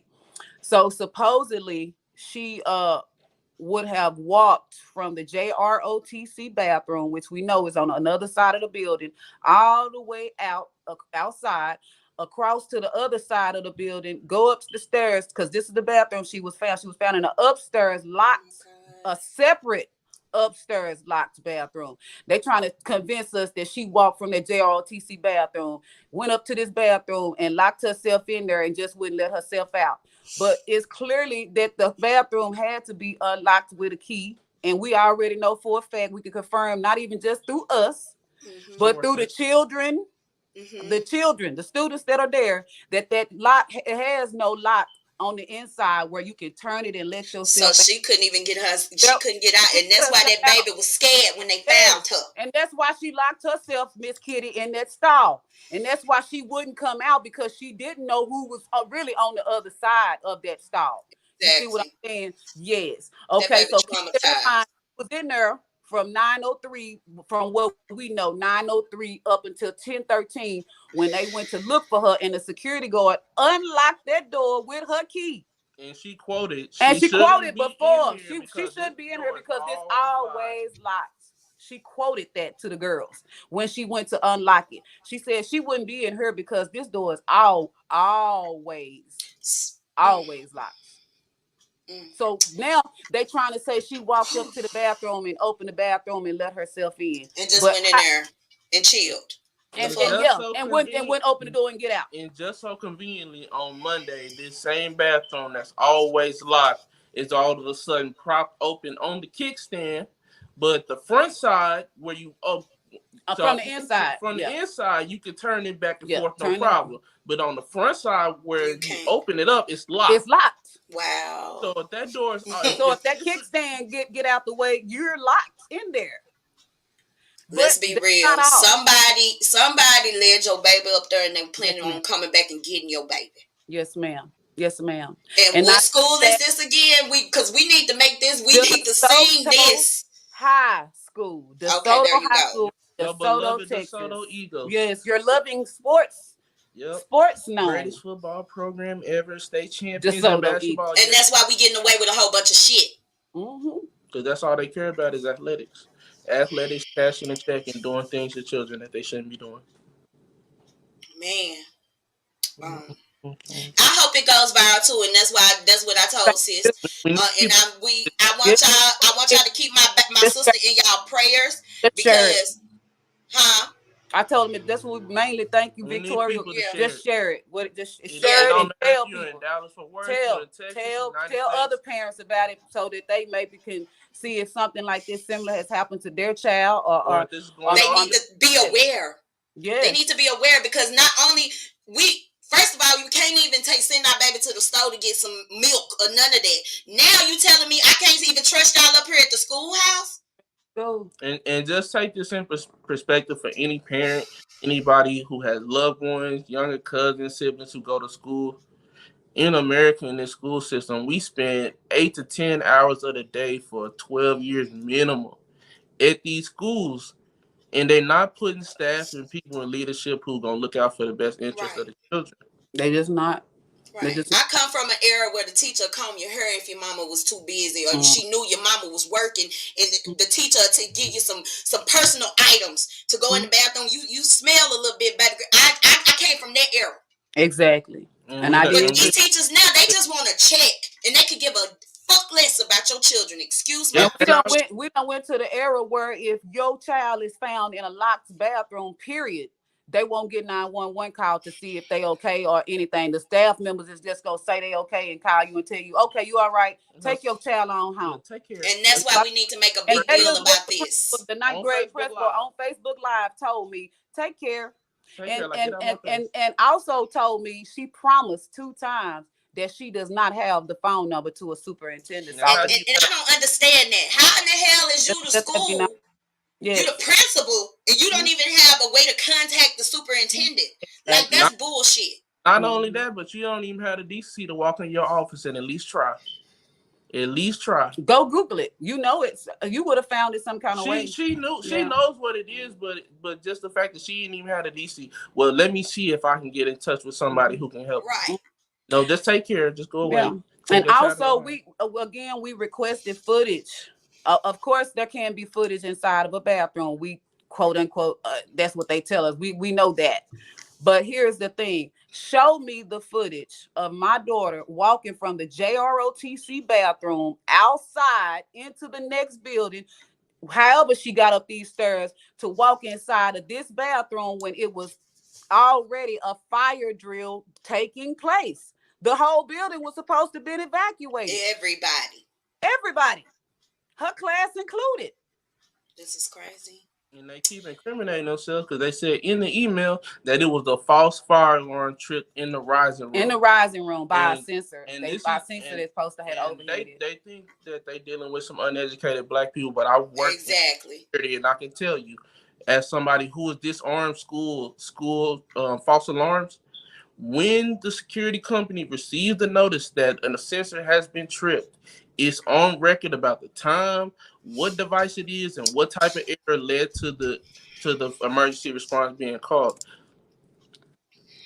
If they're saying that this fire alarm took place at 8:56, they should be able to verify that. Exactly. That's what I'm saying. It should be a timestamp. Security provider they have, whether it be Brinks, Ring, whoever, Vivian, it don't matter. All they got to do is request that, and we can verify, yes, indeed, this false alarm took place at this, what happened here, and we got our kids back into the school at this time. But that's not what took place. They only evacuated part of the school, and this is just her what class, we know. My daughter's class didn't evacuate. Her teacher didn't evacuate them at all. And there's no telling how many other classes didn't evacuate or how often. So those kids really weren't even supposed to even be in that bathroom doing anything because they were supposed to be outside for the fire drill. And they may have these kind of communication breakdowns all the time, and nobody knowing if it's not being reported. Yes, ma'am. I agree with that, Miss Brenda. And also here's another kicker. Again, from a court, we have text messages that's coming back and forth through her phone that's not hers. We also have pictures that somebody took from their phone in some kind of way. How did you say that they probably could have did it with the air what it is that airdrop. So airdropping. She got an iPhone. Oh my God. You can share photos and videos. So this is what they did. And this is why we don't believe the false fire alarm took place at 8:56, because there was a picture in her phone of her at 8:57, just a minute after all this took place. What we believe happened is they did this beforehand. It may be in a few minutes, we're not sure, but it happened beforehand. And then they triggered the alarm to be able to move her from that bathroom to the other bathroom without other people being able to see what was taking place, because that part of the building, most of those people would have been gone. Yeah. And I'm sorry, I lost my train of thought. Oh, you was talking about the alarm. Yeah, the alarm. Okay. So what we believe happened is that they did this before and then tripped the alarm, and somebody took a picture of my sister from another phone, because we have proof that they said that they found a selfie of Tanaya smoking a wax pen. No, they said they told us that it was that she was smoking. They trying to convince us that she was smoking this wax pen. You see what I'm saying? And that she was taking pictures of herself with selfies smoking. But we don't mind sharing the picture. We don't mind sharing the picture. You can clearly see in the picture that it's a filter, because when you smoke and you release the smoke, it goes upwards. Right. The picture, it has it going downwards in an erratic pattern, and the smoke is separated. It's not coming out of. It's not as if it's coming out of one. That's that little draw pen. There's an app where you can draw that stuff. Like, it's plenty of ways to do the fuckery these days. Yeah, it was like a snap. So that's the picture that they did of her, and during this time, we believe that she was already drugged. You could clearly see that she's high as I don't know, about 5 or 6 kites. She's out of there. And baby was high. She still has her makeup on, but her shoulders are down like this. But when you take a selfie, your arm extends. It extends, and you gonna see this part right here, like I'm doing right now. None of that. Her shoulders, her hands are steady. So they had her while she was high. They had her to stand up like this, and they took a picture of her with their phone, and then they put whatever it was on there to make it seem like she had been smoking. Or they may have sent it through text and tried to. So that means that this was more than likely an adult. Ain't no kid did this shit. There are multiple adults involved, and there are children as well, because the children to lure the girl. That little young girl that you said, is that who you think may have lured her? Yeah, she did. She looked a little too concerned for me in the video. I'm gonna be real with you, and I'm not trying to attack nobody's child, but it was funny. It was real funny.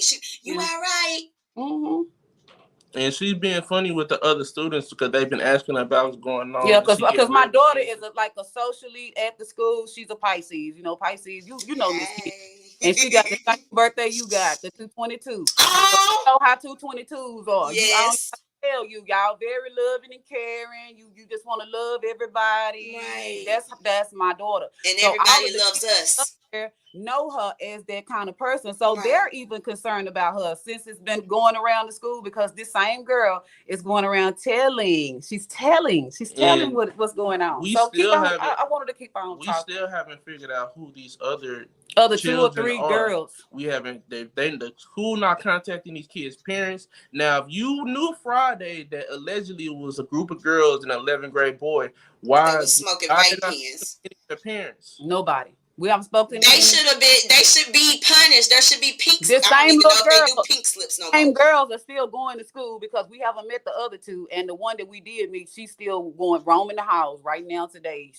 They haven't suspended her or anything. Now she's supposed to have got caught with a vape pen. Why she at school?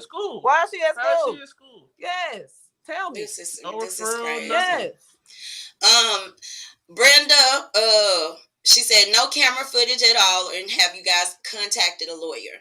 We're working on that, and if y'all know anybody who may be available or that can speak with us, that's even better. That's fine. We are reaching out to attorneys possibly to see who can take the case. We, of course, it's an attorney. We have to give them their time to get back with us. So we're just trying to do that, and we're trying to do what we can to keep Tanaya comfortable, because, like I said, she's really experiencing a lot from this since Friday. She has not been herself at all since Friday. Have you tried to get her into therapy?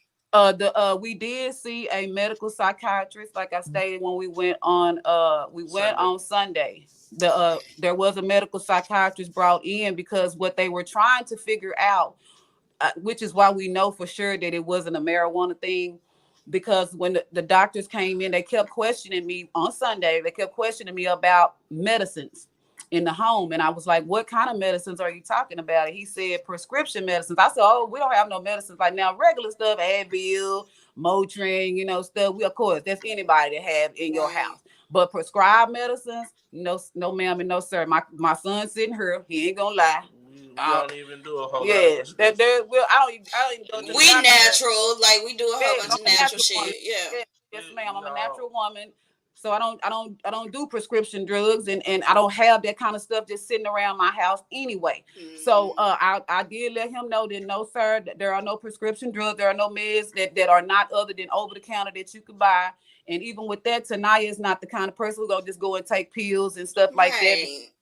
She's very like now she just on how do you put it? Not necessarily paranoid, but she wanna know. She's cautious. What is it? And why am I taking? We overthink. She's damn sure the Pisces. We overthink every damn thing. We overthink going outside which coat we gonna wear. That is my daughter. So that's why I know for a fact that she surely wouldn't have been smoking a vape pen with people at school. Not because she's a good girl and she don't ever do nothing, but because she a germophobic. Everybody know Tanaya knows she a germophobic. So for her to be smoking anything with a whole lot of people that's at school and she don't know, baby, no sir. Because my we C19, ew. No. I'm finna put my lips on nothing somebody else just got their lips off of. No. None of it make no sense. It was true. Thank you, Miss Brenda. I haven't shared it with anyone. I'm just letting that be known that when it does come out publicly, that we don't have a problem with our attorney having it, or if it needs to be brought out, there's not a problem because we already know that it's not even a real photo. It's not even nothing to even you can see in the photo right down the middle. A child can clearly see. And you can see the tone of her skin is different on each side. That's how you know it's a filter. If it was a real picture, her skin tone is her skin tone to be consistent. It would be she's lighter on this side and darker on the other one. Right. Somebody was fixing something. Miss Brenda, I don't trust nobody. I don't trust nobody. Not at this moment. Not right now. No. Yes, ma'am. No. Yes, but ma'am. We talked about that. We're gonna be careful about what we do say and what we don't say. So we rehearsed this. Thank you, Brenda, though. But we rehearsed what needs to be said on here and what doesn't need to be said on here. What can we do? For information, so we haven't shared. We trust me. Yes, we're not gonna just say something that's not true, and we're not gonna implement something that we don't know. Everything that we're speaking of, we know as facts. Right, and not just that. It's also because how many you didn't know this shit was going on? How many other parents don't know what's going on up there? This incident take place. There has been no email to the parents. They don't know at all that this happened to my daughter Friday. Nothing has went out to the parents to even let them know that something even took place. And what that tells you is that this could happen again, and they're still not gonna say nothing. Parents still gonna be in the dark. The kids still not what's going on. They still gonna have to look over their shoulder, wondering if they really safe. And that's why I need y'all to share this video. Hit that share button until you can't hit it no more. We're gonna stay on top of this. As your Black community, what can we do besides? I know y'all need us praying. I know y'all need us any type of information that we can get across to you. But what can we do is that even overdrives everything else. What can we do for y'all? Share this story. Have Dot and I know it's kind of the same message, but please share. Have the dialogue with your kids, your nieces, your nephew, your grandkids, because there's no telling what these other kids, and it's not just this school. It could be other schools, and that's why I said everybody sit down with your babies tonight. I'm gonna try my hardest not to cuss. And we're going to try to keep it clean. But your babies need to see what's going on. They need to know what they need to be looking out for. I'm sorry, I didn't mean to interrupt you. No, you good, baby. A lot of parents will be shocked at the type of things that they seen, heard, and experienced. And they just don't know. And that's why these kids feel like they have to create their own safe havens. I remember when I was in high school, and this was 2012 to 2014, where social media really wasn't as big as it was now, but there was still a decent amount of people on it. Even at my school, they would create social media accounts, confessional pages where the students can go and vent their grievances without fearing backlash, because they just get swept under the rug. And this is schools all over the country. So it not only can it happen right here in the Dallas Fort Worth area, y'all, it can happen anywhere. And we really want to bring awareness to this, because we was just worried about our babies, going to the store, playing outside. Now we have to worry about where we're comfortable sending them every fucking day. And I want to make this be known too, that my children have been attending DeSoto School District for years. Well, a lot of years. And now the middle school is closed down in DeSoto because it had a lot of stuff going on, and it's gone. But here we are at the high school, and there's even more stuff going on. And again, my children, my daughters, and my next to the oldest, my youngest son, they all went to the DeSoto School District. So my kids are regulars in this school district. Right. So I want that to be understood, right, that they have a history with this school district. Right. So this is not just a school that I just put them in this time and now I'm upset. They have a history with this school district, and you can go back and pull records and look at my children's history, and you're not going to see no whole bunch of, you're not going to see them getting in trouble and fighting and all of that all the time. You can talk to their old teachers, even some of their teachers now, and they're going to tell you that my daughter, how my daughter's personality is. So I want that to be known. Yeah. I love you, sister. Thank you. We're going to stay on top of this. Y'all share. Make this shit go viral. I don't care about now other video. I really don't. I care about this video right here going viral, because we some changes need to be made, y'all. Just share it as often as you can. If you use Twitter, tag the blog Say Cheese. That's a Texas-based, very successful blog owned by a black man, Sean Cotton. He loves to keep up with these kind of stories. He's very active in community. Share with any type of blog community you can, because we really have to look out for each other. We can't continue to expect people with evil intentions to look after our kids and our families and ourselves. We have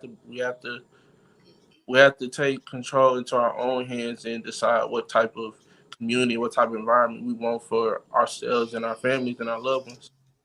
Right. I think that kind of we don't want to do too much, because like I said, this is still undergoing. We still investigating. We still got a lot of other stuff going on. But we're going to stay on top of this, sis. For real.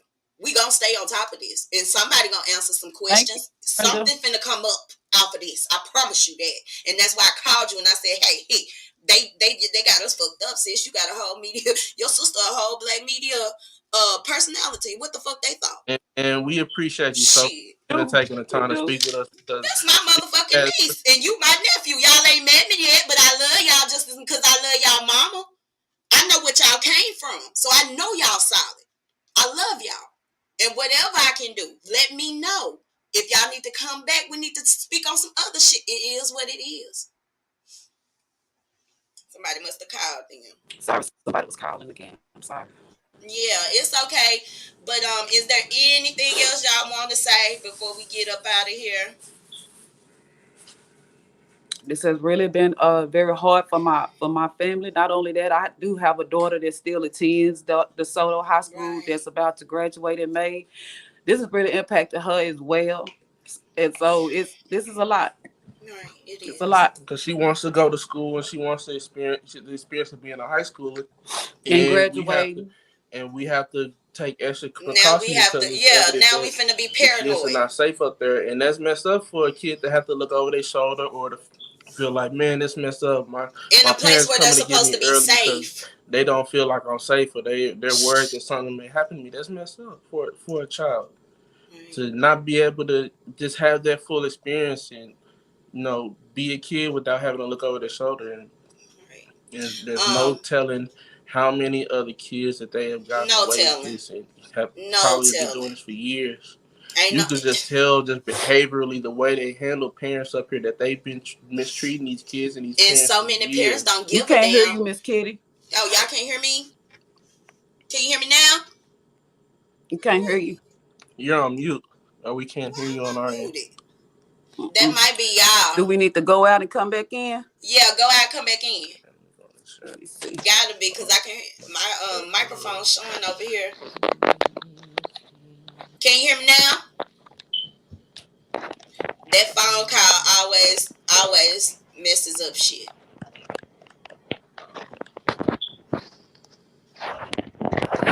Hello? Y'all hear me? Do you think she saw the chat? I said we can't hear the audio. Mm-hmm. I think we might have to go. I can hear y'all. Again, go out and go back. Yeah. Refresh the page. We're gonna refresh the page and try to reconnect. Yeah, come out. Yeah. Y'all, I'm so I ain't never had a show. Can y'all hear me out there? Just so I can double check and make sure it ain't me. But I have never had an episode that made me sick to my stomach, y'all. I've never had an episode make me sick to my stomach. And like I said, this is personal for me. And it ain't just because it's personal for me, but it has a lot to do with the fact that this is what's going on right up under our noses, y'all. And we gonna have to do something. We gotta come together, and we're gonna have to figure out what we need to do as a whole. First of all, we need to take our black kids out these damn schools. Take them out the schools. Take them out. If they're not gonna protect them, why are we taking them there? Why are we sending them up there? Why are we taking them? And they just like pray. I know a lot of people. This kid, not to cut you out, but just and my daughter was locked in that bathroom for hours. Time she was in there. The point is for them not to call 911. Period. It's unacceptable. Period.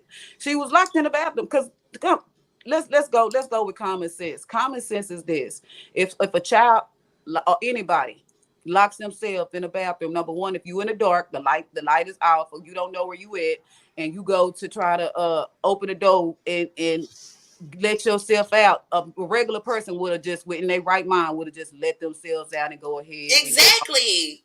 Come on. Even if you disoriented. Yes, even if you did, yes. But my baby was scared. So she didn't come out of that stall because she was scared. And she knew somebody locked her in there. Yeah, she knew. And she knew that they was coming back for her. And Thank you. Girl, this right here is just this episode hit different, y'all. This episode definitely hits different. For real. All the people who conspired against her, they fully intended to leave her in there probably until the end of the day, and they were not counting on her friends to go off on their own without the staff to find them. Now that's crazy. They wasn't counting on that. The kids is looking out for each other more than the adults. The adults. That's sad. When you go to the school, they had time to try to cuss you out and give you attitude and act like they want to get in the altercation, but they can't even take the time to look out for it. And keep in mind that the day that we went up there to file the police report, there was also another parent who wanted to file a police report. And they to let her in as well. And this is for a whole separate incident. And then also on Monday, the same day, because all this is going on Monday. On that same day, another parent had already come up to the school to make a police report about an incident that happened on Friday. The same day that my daughter had this problem. The whole separate issue probably, or it could have been a similar issue. We don't know. But the point is that parent also was coming to file a police report about something that took place on March 4th, which would have been that Friday as well. And they would not let her in to file a police report. And she was upset about it. But just like us, they wouldn't let her in to file a police report. And their justification was... Is that the one you got her number? I do believe, yes. Okay. We're going to call her after we get off of here. Mm-hmm.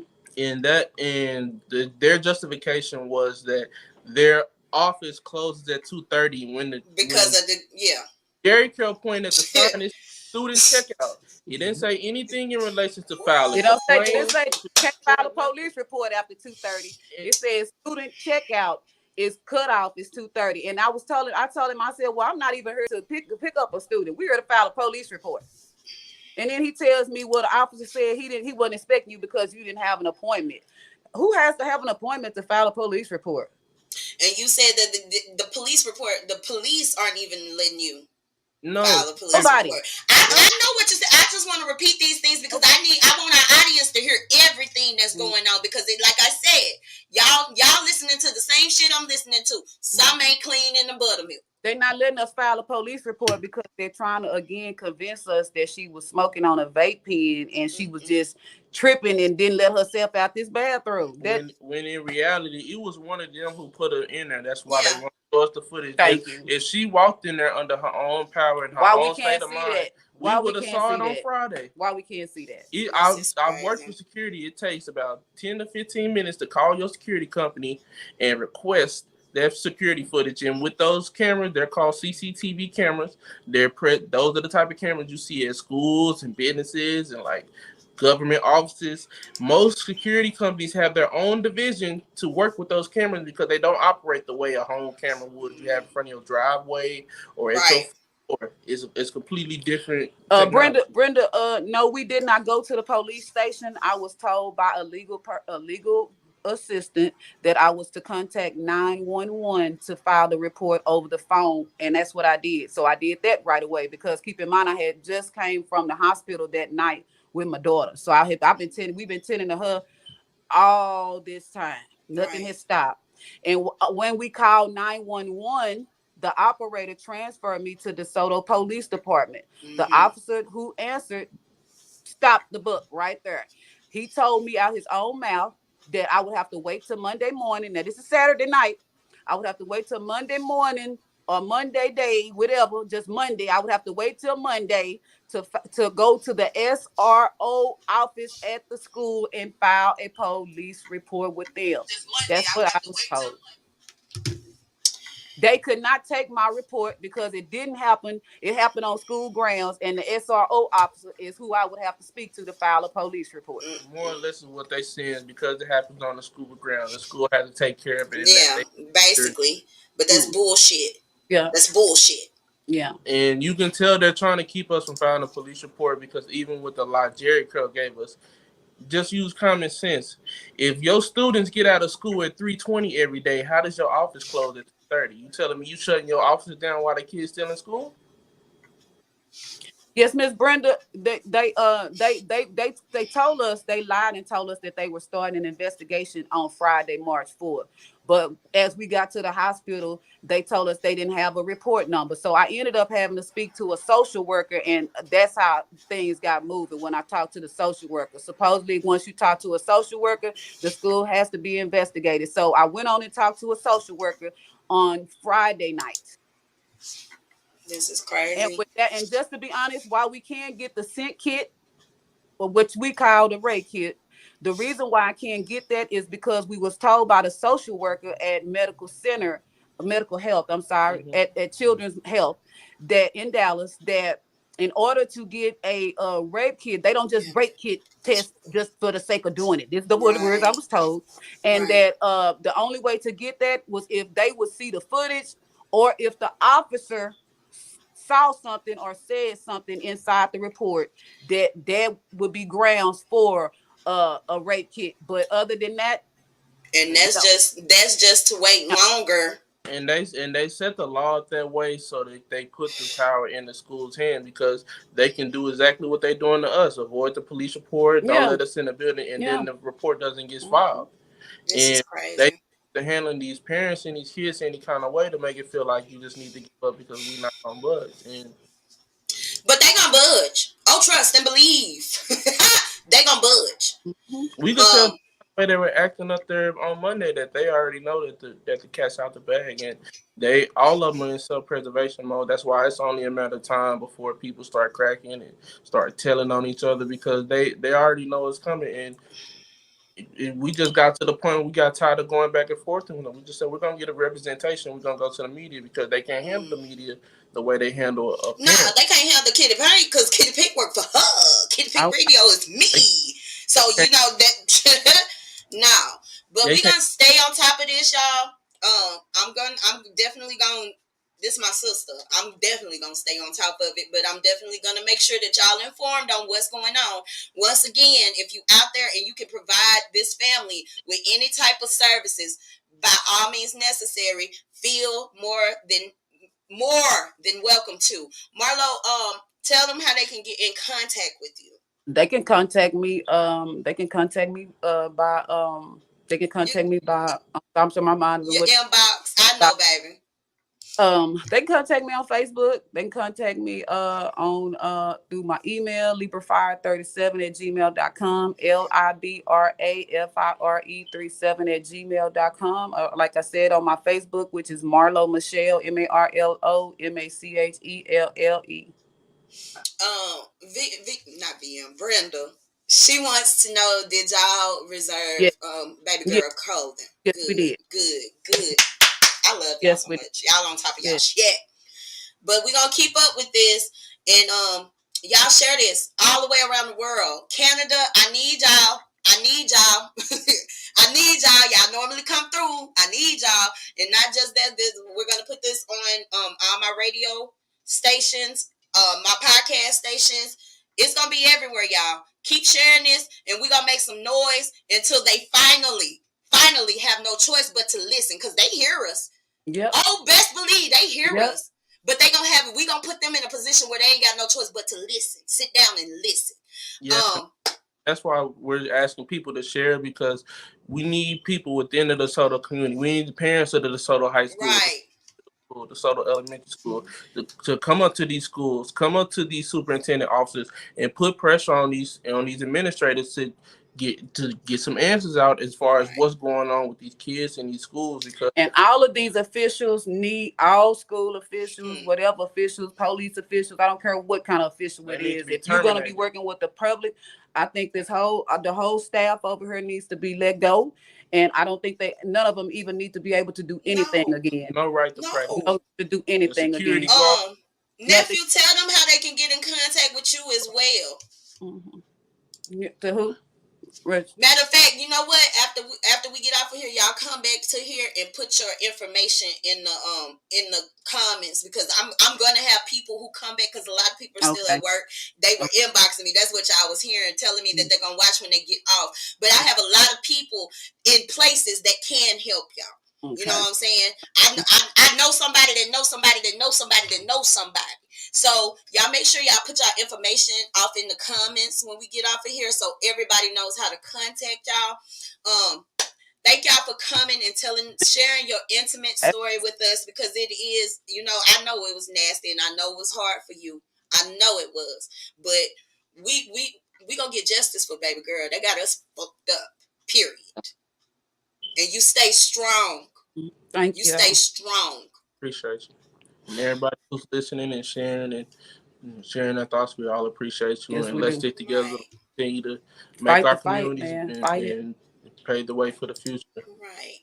I want to thank everybody for tuning in this Tuesday. This was a deep one, y'all. I ain't never had a show where I got sick to my stomach and had to puke. This was a deep one. And that's why it's very important that if you don't push nothing else from Kitty Pink Radio, I want y'all to push this video. It's another Tuesday, another 6 p.m. Y'all have been locked and loaded with your auntie Kitty. Y'all make sure that y'all come back and see me Friday morning at 9 a.m. for Coffee with Kitty. I love you. I want you to love yourself. We're going to get up out of here. Thank you. Peace.